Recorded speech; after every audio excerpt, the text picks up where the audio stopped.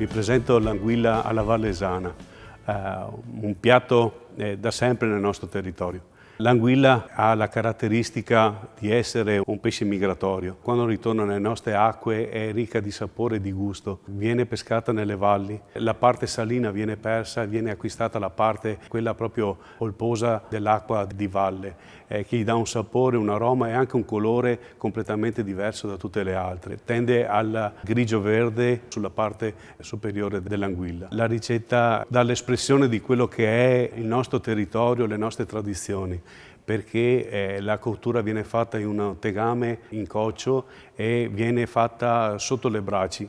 Naturalmente questo era il passato. Ora nel moderno abbiamo dei forni che riproducono le stesse caratteristiche, per cui trasportiamo tutto quello che è le nostre conoscenze su quello che era la tradizione.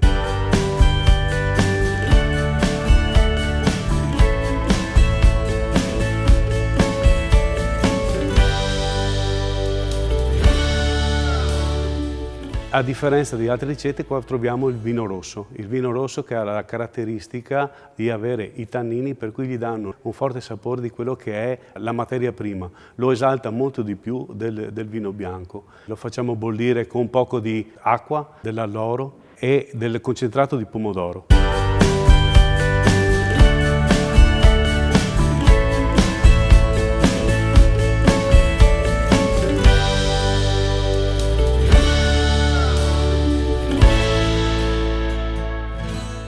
Una volta che prende la consistenza si introduce l'anguilla tagliata a pezzetti grossolani e la facciamo andare in forno per 180 gradi per all'incirca 35 minuti.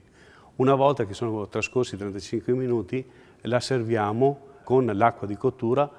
L'abbinamento è con la polenta biancoperla, sempre del nostro territorio, che ha la caratteristica di essere leggermente amara. Con il dolce dell'anguilla si sposa benissimo.